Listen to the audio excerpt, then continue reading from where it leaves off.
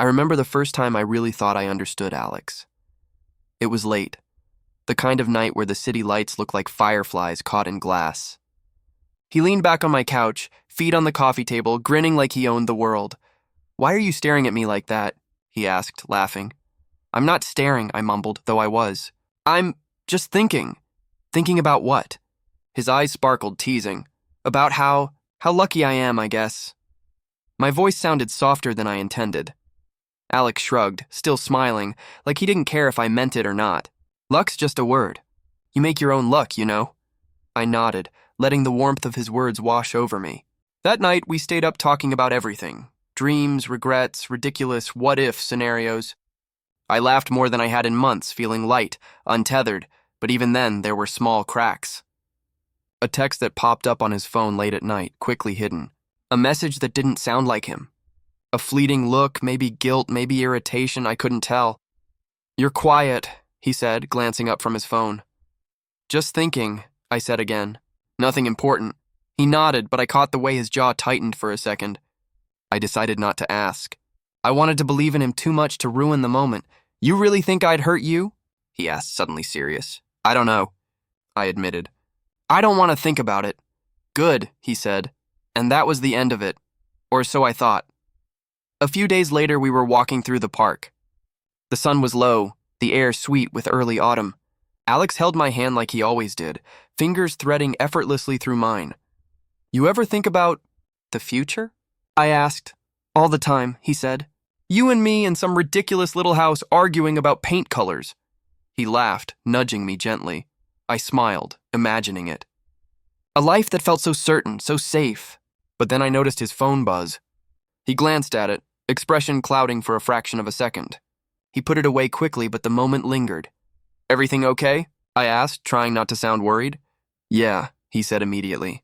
"Everything's fine." I wanted to believe him. I needed to. That night, we sat on the balcony, the city humming below us.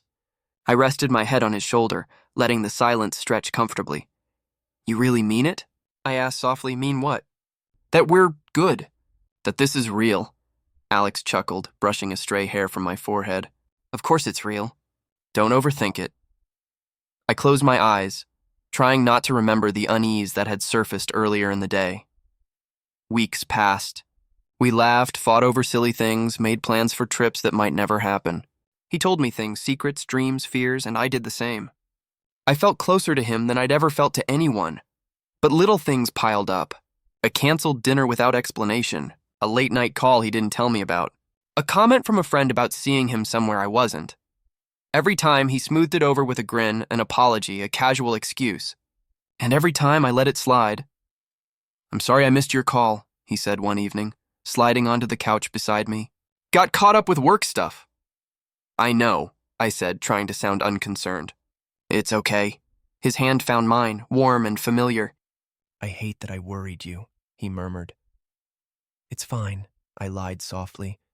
Because it was easier than admitting the gnawing doubt, and that's how it went. Small inconsistencies. Excuses, little flashes of something I didn't understand, and I ignored them. I wanted to believe in the illusion of us.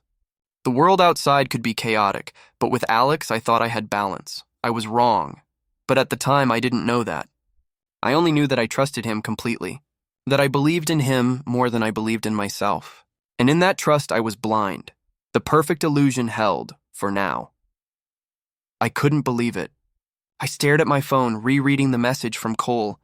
My hands shook, my stomach twisted, and I felt like someone had punched me in the gut. "Are you serious?" I muttered aloud, though the empty apartment offered no reply. "Alex lied to you?" Mia's voice came through the speaker. I could hear concern, the slight tremor in her tone.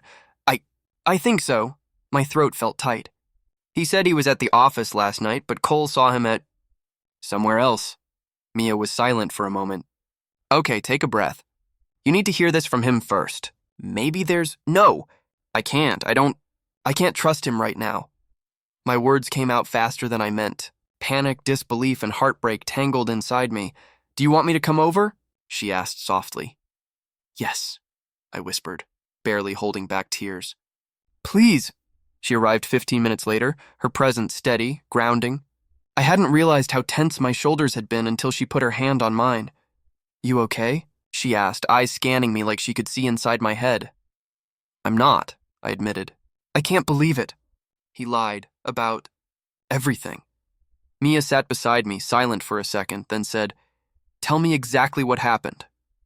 I swallowed. I found out he went to see Lila. He told me he was working late, but Cole saw him leaving her apartment. Mia frowned. Are you sure? Yes. My voice cracked. I trusted him. I thought I knew him. I buried my face in my hands. How could I be so stupid? You're not stupid, Mia said firmly. You just believed someone you loved. That's not stupidity. I lifted my head, tears sliding down my cheeks. But he promised me. He swore he'd never hurt me. And he did, Mia said softly. Twice, maybe. But right now, focus on what you can do, not what he did. I can't just ignore it, I whispered. I can't pretend I don't know. You shouldn't, she agreed. Talk to him. Confront him. You need the truth, even if it hurts. I wanted to scream, to run, to never see him again. But part of me still needed answers.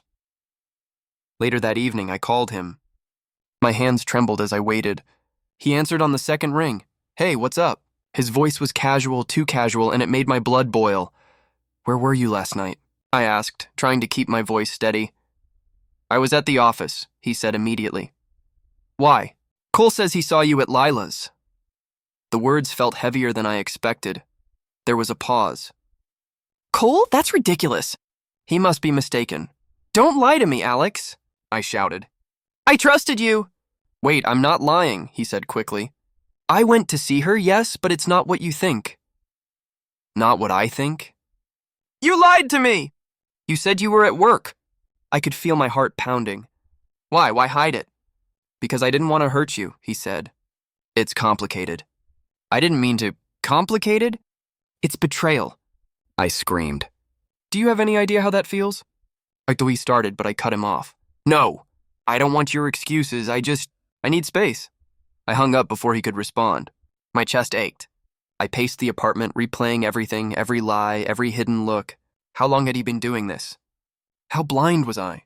Mia called again. Talk to me, she said. I don't know if I can, I admitted.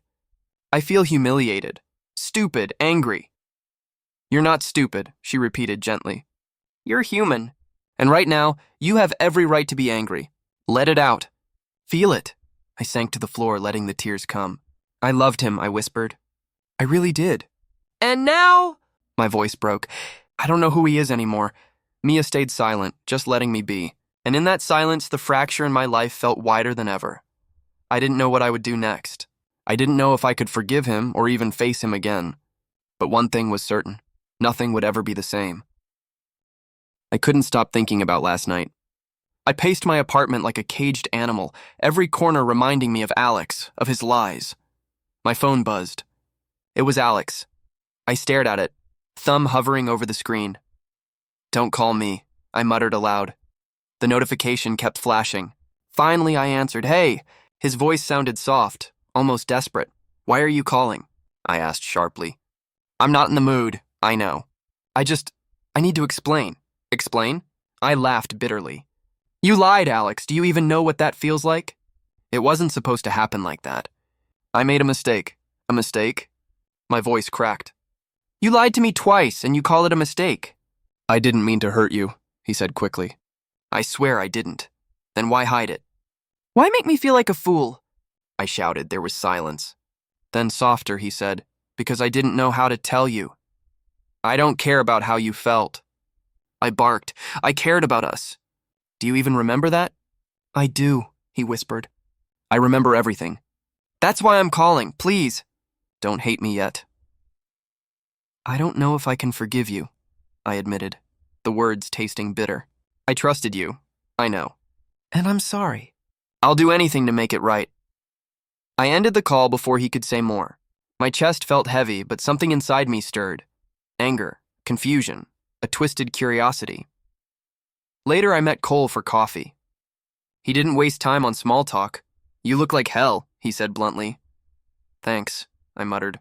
I'm dealing with Alex. Cole raised an eyebrow. Oh, that explains it. Spill. I told him everything. The lies, The late-night calls, the hidden meetings. His eyes narrowed. Classic pattern, he said. He's manipulative. You saw it now. Don't ignore it. I can't just throw him away, I said. I love him, Cole, I really do. Love? Cole scoffed. Love doesn't make someone blind. It doesn't make you ignore obvious red flags. You're already halfway down that road. Don't go further. I sighed, running my hands through my hair. I keep thinking maybe I misread everything. Maybe I'm overreacting. You're not, he said firmly. Trust your gut. It's screaming at you for a reason. We sat in silence for a few minutes. I kept replaying Alex's words in my mind, his soft apologies, the way he made me believe in him. And yet, I remembered the inconsistencies, the texts, the hidden calls, the half-truths. Later that night, my apartment felt colder. My phone buzzed again. Alex, I miss you, he texted. I stared at it, thumb hovering over the screen. I wanted to delete it. I wanted to reply. I wanted to scream. I called him. My hands shook. Why are you calling again? His voice was casual, almost too calm. I don't know if I can do this anymore, I admitted. I don't know if I can trust you. You can, he said softly. I'll prove it to you. I'll do anything. I don't know if I want you to prove anything, I whispered. I don't know if I can handle this pain. You won't have to, he said. I'll make it right. Please, just give me a chance. I wanted to hate him. I wanted to slam the phone down and never speak to him again. But a part of me, the part that still loved him, couldn't. Days passed, and I watched him closely. Every smile, every text, every glance made my stomach knot. I started noticing things I hadn't before. The way he lingered on his phone, the vague excuses, the slight tension when I asked questions. Cole noticed it too. You're spiraling, he said one evening. You're giving him power over your head and heart. Stop it. I can't, I said quietly. I want to trust him. I need to? That's not healthy, he snapped. He's testing you. He's playing you. I know, I said softly. And I hate that I still want him anyway, Mia called later, checking in. I didn't answer. I stared at the ceiling, thinking about Alex, the lies and the hollow promises. Anger, longing, despair, they twisted inside me like a storm. And somewhere, in the middle of it all, a seed of something dark and unfamiliar began to grow, revenge, or maybe just self-protection. I wasn't sure yet. All I knew was I couldn't look at him the same way again. Not after the first fracture, not after the lies, and yet, I also couldn't stop wanting him. The shadows of doubt were settling in, and I realized with a sinking feeling that I had no idea which way I would fall. I never thought it could get worse. I thought I had reached the bottom after discovering Alex's first lie. But I was wrong. It started with a message from someone I didn't know. Do you know Alex is here with me? It read. I stared at my phone, my heart thudding. My fingers shook as I dialed Alex. Alex, what the hell is this? I demanded the moment he answered. What? His voice was casual, almost too casual. This message. From Lila. She says you're with her. There was a pause. Then Lila? What are you talking about? Don't lie! I shouted. I saw the text. She knows you're here! It's not what you think, he said quickly. I just ran into her. She's a friend. A friend? I couldn't control the rage boiling inside me. You call sneaking around, hiding it, and lying to me about being at work a friend? Wait, I can explain, he said, but I didn't want to hear it. You should have thought about that before, Alex. You already broke my trust once. My voice was raw, trembling with anger and hurt. I know, he whispered. I screwed up. Please, just calm down. Calm down? I laughed bitterly. How do you expect me to calm down when you're sitting there with her, pretending nothing happened? It's complicated, he said. She means nothing. I swear, nothing? You lied to me about where you were. Again, my voice cracked. Do you even realize what you've done to me? I do, he said softly. And I'm sorry. I'll fix it. Fix it? I repeated. You think you can just fix this? He didn't answer. I slammed my phone down, pacing the apartment. The walls felt like they were closing in. My chest ached with betrayal, humiliation, and disbelief. Mia called almost immediately. Talk to me, she said. I can't, I said. I don't know what to do. He's with her and I don't know who I am anymore. You're you, she said firmly. You're someone who trusted him. And he took that trust and stomped on it. That's not your fault. I feel like I've been blind, I whispered, like an idiot. How could I not see it before? You saw it now, Mia said gently. That counts for something. Now you know. Now you can act. Act? I repeated, staring at the floor. I don't know if I want to act. I want to scream. I want to hurt him. I don't even know. Feeling it is okay, she said. But think. Do you want revenge, closure, or just answers? I didn't answer. The thought of revenge burned in me like fire, consuming every other emotion. Later, I saw him in person. He looked at me. That familiar mix of guilt and charm I hated and loved at the same time. I can explain, he said immediately. You can't, I said. I trusted you, Alex, twice, and you chose her. It wasn't about choosing her, he protested. Stop! I shouted. I don't want excuses. I want the truth. I saw the messages. I saw everything, he swallowed hard. I messed up. I know, but I didn't mean to. Didn't mean to? I repeated bitterly. Do you even know how that sounds? It sounds like someone who's proud of their lies. I'm sorry, he whispered. Sorry isn't enough, I snapped. Not this time. I'm done letting you control me. He looked at me, pain flickering in his eyes. Please, don't walk away. I don't know if I can forgive you, I said quietly, but I know I can't stay the same. I walked away, leaving him standing there. The apartment, the city, even my own heartbeat seemed different. I felt alive in a strange, bitter way. Anger and grief mingled, shaping something new inside me. And as I went home, I realized the seed of revenge had already been planted. I wasn't sure how I would act on it yet, but one thing was clear. Alex had crossed a line, and my trust was gone for good. I didn't know what I'd do next. I didn't know if I'd confront him publicly, expose him, or simply watch him crumble on his own. But I knew one thing: I wouldn't forget, and I wouldn't forgive easily. The second betrayal had shattered something deep inside me, and now the game had begun. I hadn't slept in days. My eyes burned, my head ached, and every time my phone buzzed, my heart jumped like it was trying to escape my chest. Mia called again. Are you alive in there? She asked, her voice laced with worry. I'm here, I muttered. My voice sounded hollow even to me. You sound terrible. You need to stop obsessing over him, she said. I can't, I shouted, then immediately covered the mouthpiece. I didn't mean to. Too late, she said softly. I can hear it. Listen, I'm coming over. You need people around you. I didn't argue. When Mia arrived, she found me sitting on the floor surrounded by scattered papers, old letters, photos, tiny reminders of Alex. Wow, she said, crouching beside me. This is bad. I can't focus, I admitted. I keep thinking about him. What he's doing. Who he's with. I can't stop. Cole knocked on the door shortly after. You're spiraling, he said bluntly as he stepped in. Get up. I can't, I whispered. I feel hollow. You need to stand, Cole said firmly. You're giving him control over your life and you're letting him destroy you. He lied to me. Twice, I shouted.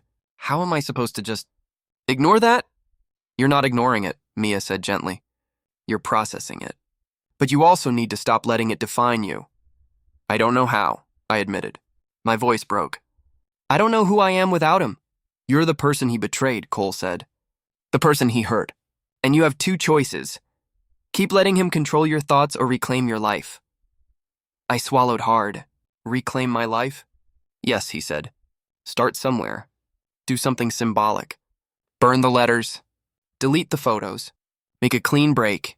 I looked at the pile of memories. Every photo felt like a knife in my chest. It won't change what happened, I whispered. No, Mia said, putting a hand on mine. But it can remind you that you're in charge now. Not him, I hesitated. My fingers hovered over the stack of letters. The temptation to keep them was strong. Proof of love, proof of pain, proof that I still mattered to him somehow. Do it, Cole said. Right now. I picked up the first letter, trembling. I can't, I admitted. Yes, you can, Mia said firmly. You're stronger than this. You've survived worse already. I lit a match and held it to the paper. The flame caught and I dropped it into the small metal tray beside me. I watched it curl, blacken, then turn to ash. I did it, I whispered. Relief and grief tangled in my chest. Good, Cole said. One step at a time. You're not a victim anymore. I went through the photos next, swiping them into oblivion on my phone. Each deletion felt like a small victory, but also a pang of sorrow. Mia watched quietly. Feel it, she said. Let the pain come out.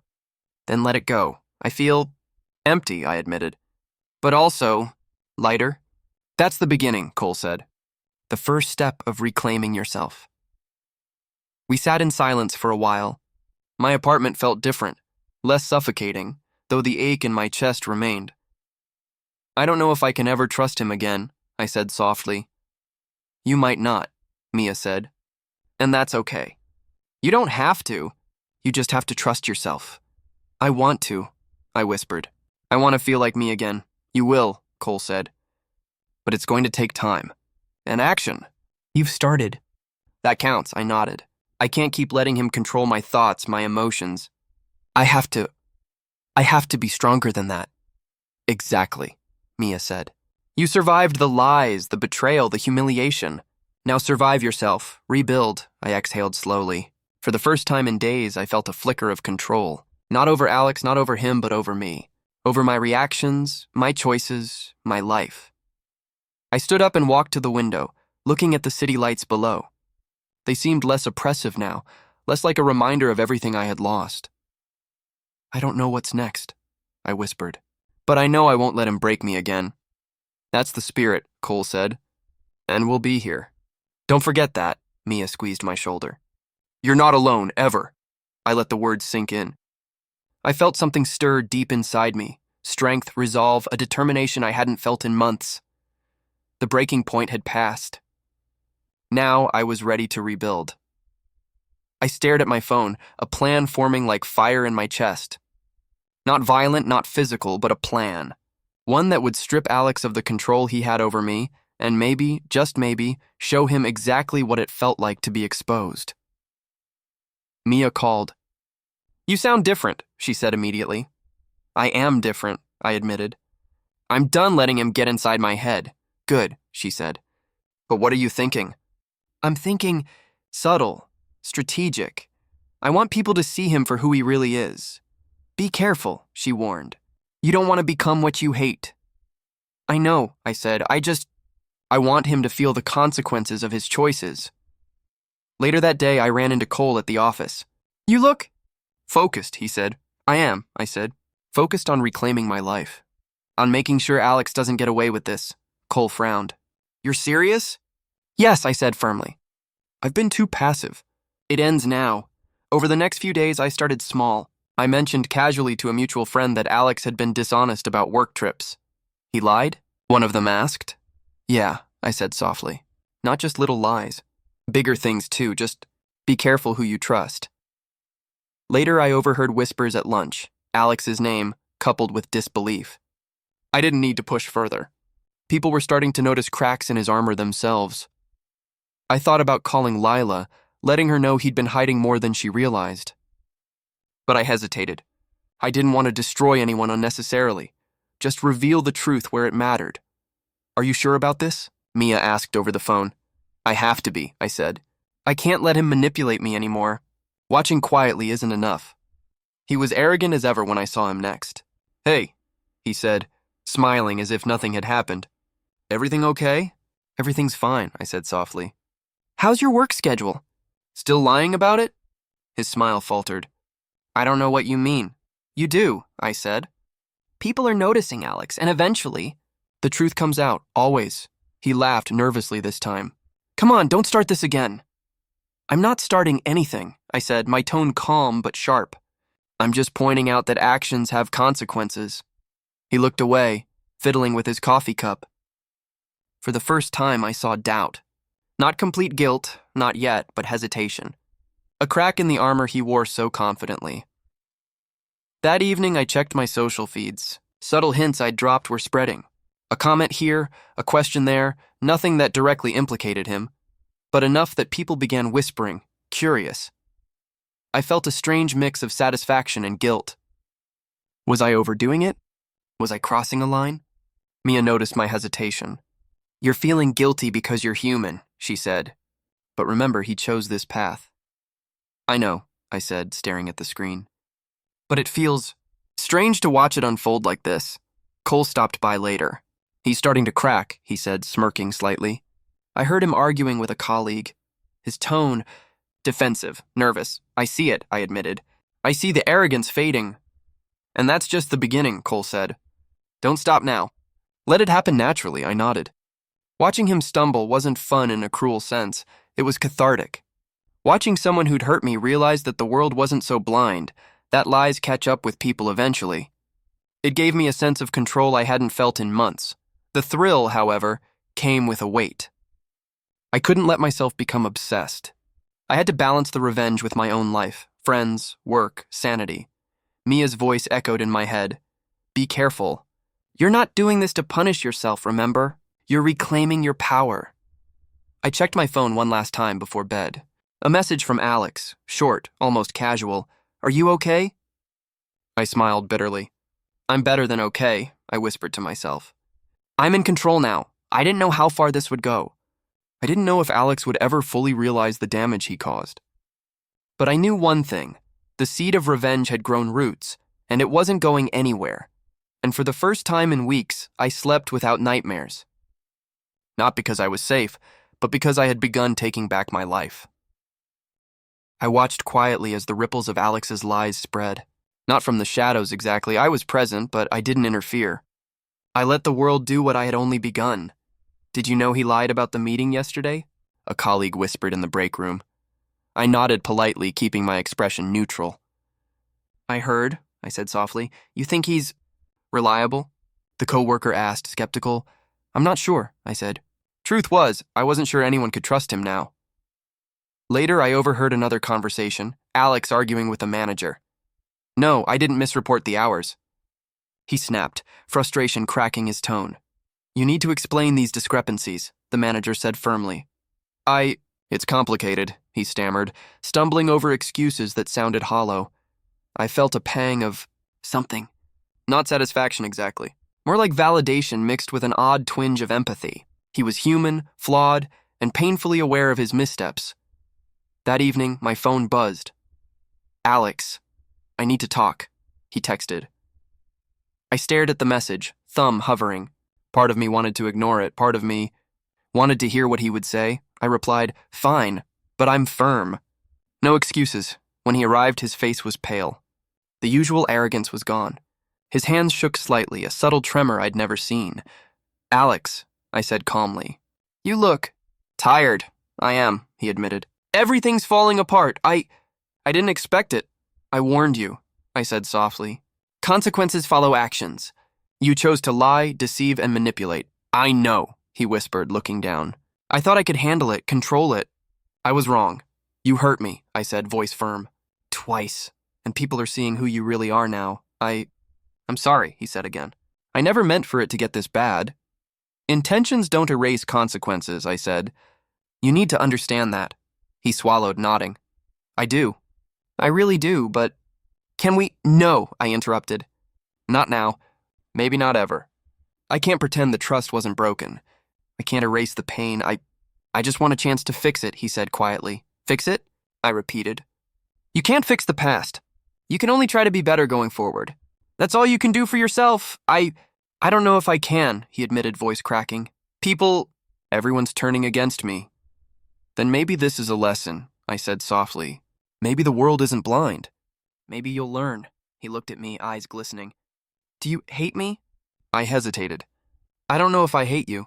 I don't trust you, and I won't. Not after everything. I understand, he whispered. I deserve that. There was silence. Not the kind filled with tension, but a heavy, almost mournful pause. I see the cracks now, he said, almost to himself. Everything I built, falling apart. You built it on lies, I said. Foundations like that don't last. He nodded slowly, as if accepting a truth too heavy to bear. I lost friends, respect, trust, and I brought it on myself. Exactly, I said. No one else to blame. I could feel a strange relief. Watching him unravel wasn't revenge, it was clarity. Karma, subtle and inevitable, playing out naturally. I wanted to keep us, he said, voice trembling. I didn't know how to do it without hurting you. I failed. You did fail, I said. But not just with me. With yourself. With everyone who believed in you. He looked down, and for a moment I almost felt pity. Almost. But I remembered the sleepless nights, the paranoia, the humiliation, the heartbreak. I won't stop you from trying to be better, I said.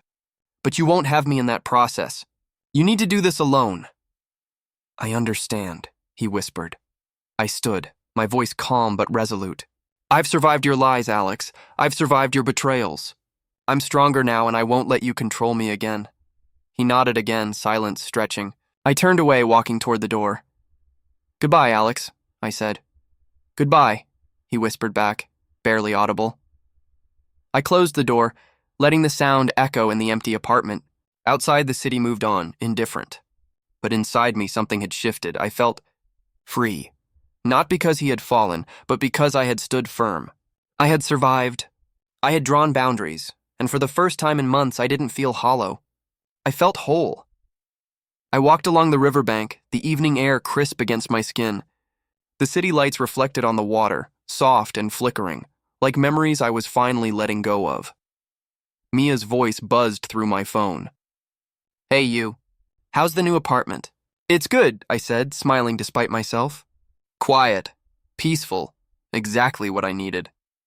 I'm glad, she said. You sound lighter, happier. I feel lighter, I admitted. It's strange. For months, everything felt heavy, like my chest was holding a storm. Now, it's calm. That's because you let go, she said softly. You stopped letting him have power over you. I did, I said. And not just him. I stopped letting the past dictate my present. Good, she said. I knew you could, I laughed lightly. Sometimes I surprise myself, Cole called shortly after. Heard you got a promotion, he said. Congratulations, man. Thanks, I said. Feels surreal, honestly. I wasn't sure I'd even get through the last few months without completely losing it. You survived, he said, and now you're thriving. That counts more than you think. It does, I agreed. I've learned a lot. About trust, about boundaries, about myself. You sound like a changed person, Cole said. Stronger, wiser, and not just in work, but in life. I think so, I said. And it feels good. Not just surviving, but actually living. Later that evening, Mia and I met at our favorite cafe. We sat outside, cups warming our hands, laughter spilling between conversations. You look genuinely happy, she said. Not just putting on a mask. I am, I said, smiling at her. I realized something important. I don't need Alex. I don't need anyone to validate me or my feelings. I just need me. That's huge, she said. It's the first step to real freedom. I know, I said, and it took losing so much to realize it. We sat in silence for a moment, letting the city hum around us.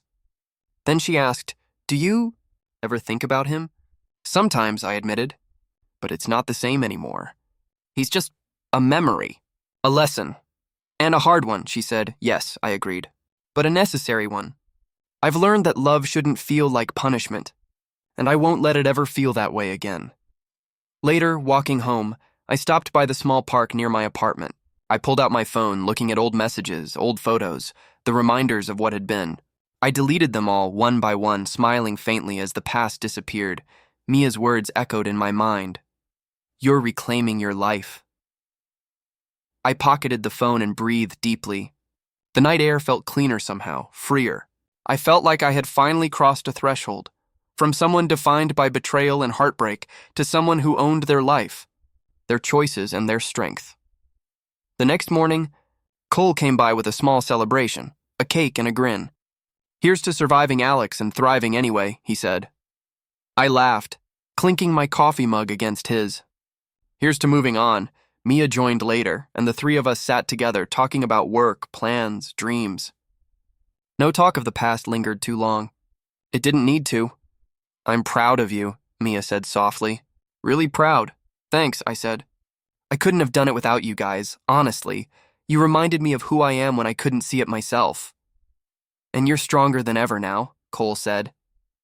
That's what matters, I nodded. I feel stronger. I feel whole. For the first time in what felt like forever, I slept that night without nightmares, without waking in panic. I dreamed of possibilities, new friendships, new challenges, new moments where I could be fully myself. Alex faded from my thoughts slowly. Not completely gone because he was part of the lesson, part of the journey.